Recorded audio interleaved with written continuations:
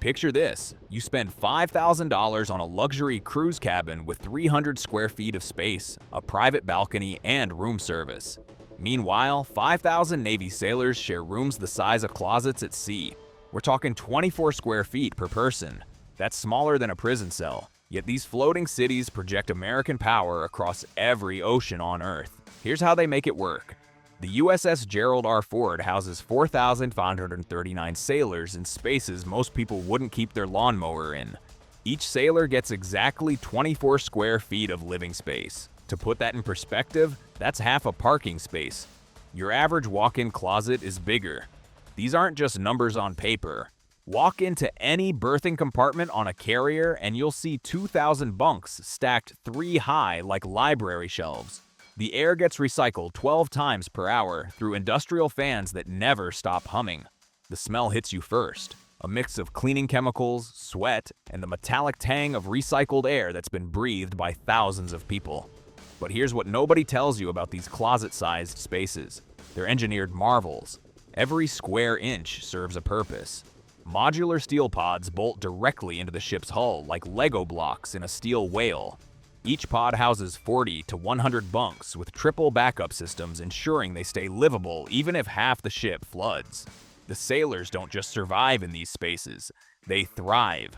Hot racking means one bunk serves 2 sailors. Sailor A sleeps from midnight to 6 a.m., Sailor B from 6 a.m. to noon. One mattress, endless mission. Yet somehow, these cramped quarters forge unbreakable teams that keep America's floating fortress operational 300 days a year. So how does the Navy turn what should be chaos into a precision machine that launches jets and projects power across the globe? It starts with something most people never see, the intricate dance of 5,000 people sharing space designed for half that number. The Navy calls it berthing discipline, but it's really about turning human nature inside out. At 0530 hours, Reveille echoes through steel corridors. In a luxury cruise ship, guests wake up leisurely in their spacious cabins. On a carrier, 60 sailors in a single compartment spring into action with military precision. They have exactly 18 minutes to shower, dress, and clear their rack space before the next shift needs it. There's no snooze button when your bunkmate needs to sleep. The shower situation tells the whole story. Where cruise ships offer marble bathrooms with rain showers, Navy sailors use split heads. One compartment has sinks and toilets, another has showers. No waiting in line during battle stations because the systems are designed for maximum throughput. A submarine berthing on the USS Virginia shares 3,000 square feet among 130 sailors. That's 23 square feet each, smaller than a queen mattress. Privacy doesn't exist in the traditional sense. Sailors learn to live behind curtains that provide psychological barriers more than physical ones. Personal space becomes whatever you can fit in a coffin locker, a storage compartment roughly the size of a small suitcase. Everything you own for 6 months at sea has to fit inside. The noise never stops. Engines vibrate through the hull 24 hours a day. Jets launch overhead every few minutes during flight operations. Air conditioning units cycle constantly to fight humidity that can reach 99% in submarine berths. Dehumidifiers work overtime to drop it to a barely tolerable 50% to prevent mold from taking over. Yet sailors adapt in ways that would amaze most people. They develop an internal clock that works regardless of sunlight. They learn to sleep through chaos that would keep civilians awake for days. They master the art of moving efficiently through spaces so tight that 2 people can barely pass each other. The human cost is real. Family separations stretch for months. Personal relationships exist only through video calls when satellite coverage allows. The aviation boatswain's mate on the USS Eisenhower put it perfectly. It's like living in a vibrating closet, but when jets launch, you forget. This is our floating city, keeping America free. But here's where the engineering genius really shows. These aren't just cramped spaces throwing people together randomly. Every berthing assignment follows careful calculation. Sailors working different shifts share bunks to maximize usage. Personnel from the same division bunk together to build unit cohesion. The layout ensures that critical crew members can reach their battle stations within minutes. even from deep sleep. The contrast with luxury becomes even starker when you look at the details. Cruise passengers pay $5,000 for 300 square feet of space and complain if room service is late. Navy sailors get 24 square feet and maintain combat readiness that protects global shipping lanes. The math seems impossible, but it works because of systems most people never consider. Take laundry. On a cruise ship, staff handle everything behind the scenes. On a carrier, sailors wash clothes in communal spaces on their own time between watch rotations. Machines run constantly, but scheduling your laundry becomes a strategic decision based on your duty schedule and when hot water is available. Food service reveals another hidden complexity. While cruise buffets offer unlimited variety, Navy galleys feed 5,000 people in shifts. The mess deck becomes a precisely choreographed operation where meals happen in waves. Pizza night feeds 200 sailors per berthing group in spaces smaller than most restaurant dining rooms. The smell everyone mentions isn't just discomfort, it's chemistry. 5,000 people breathing recycled air creates carbon dioxide levels that require constant monitoring. Oxygen generation plants work around the clock. Air scrubbers remove contaminants that would be toxic in smaller spaces. The engineering behind breathable air in a steel box surrounded by ocean water represents decades of innovation most people never think about. Medical care adds another layer of complexity. When someone gets sick in a berthing compartment with 60 bunks 18 inches apart, containment becomes critical. The corpsmen interviewed by Military.com experienced this firsthand when illness spread through unventilated berths, leading to 20% of the crew needing sick bay visits. Tight quarters broke me temporarily, but upgrades saved the crew. Personal hygiene becomes a group effort. Shared bathrooms require courtesy that goes beyond normal politeness. Water usage gets rationed during long deployment. Even something as basic as brushing teeth becomes scheduled around watch rotations and berthing assignments. The psychological adaptation might be the most remarkable part. Sailors don't just tolerate these conditions. Many develop genuine pride in their ability to thrive where others would break. The sonar technician on the USS Virginia submarine captured this perfectly. Closet? Try coffin-sized, but hearing enemy submarines flee? Worth every cramped night. This isn't about making sailors comfortable. It's about creating the most efficient fighting force possible within the constraints of physics and human endurance. Every square foot saved in berthing means more space for weapon systems, fuel, or mission-critical equipment. The trade-off is intentional and calculated.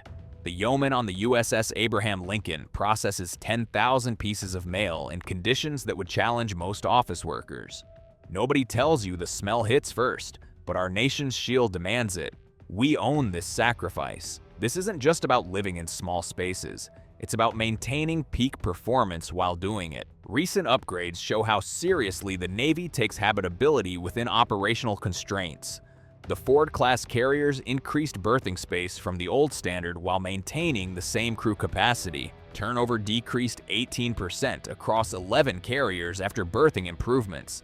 Better living conditions directly translate to mission readiness. But the most striking comparison remains the contrast with civilian expectations. Americans spend billions on cruise vacations seeking luxury and comfort at sea. Meanwhile, Navy sailors volunteer for conditions most people would consider impossible, all to maintain the maritime security that makes those luxury cruises possible in the first place. The engineering challenges go far beyond just cramming people into small spaces.